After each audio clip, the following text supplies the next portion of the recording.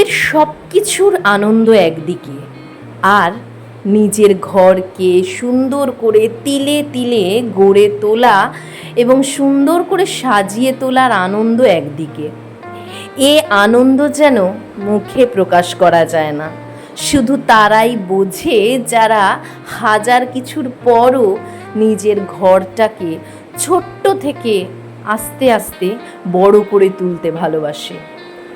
বর্তমান যুগে বিভিন্ন আধুনিকতায় ঘরকে আমরা যতই মুড়ে দিই না কেন, যতই আমরা অর্থনৈতিক দিক থেকে মজবুত হওয়ার পর এই ঘরকে সুন্দরভাবে সাজিয়ে তুলি না কেন, সব থেকে বেশি সুখ তো সেখানেই পাওয়া যায় যেখানে ঘরটাকে তিলে তিলে গড়ে তোলা যায়, যেখানে প্রত্যেকটা ঘরের প্রত্যেকটা দেয়াল কথা বলে, যেখানে দেয়ালগুলোতে নিজেদের ভালো লাগাগুলোকে ঝুলিয়ে রাখা যায় সুন্দরভাবে একটা ফ্রেমের মাধ্যমে।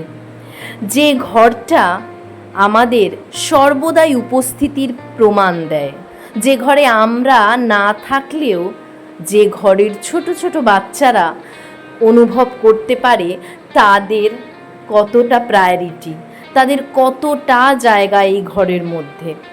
যে ঘরে প্রত্যেকটা বাচ্চা অনুভব করতে পারে যে তার মা যেন, তার কাছের লোক আপনজনেরা যেন এখানেই আছে। যে ঘর সর্বদা নিজের ফিল করায়, যে ঘর সর্বদা সামান্যতম বাবার অনুপস্থিতিতেও অনুভব করায় বাবার কতখানি গুরুত্ব এই পরিবারে। এইভাবেই একটা ঘর হয়ে ওঠে আমাদের পুরো জগৎ, আর এ জগতের বাইরে আর কোনো জগৎ নেই।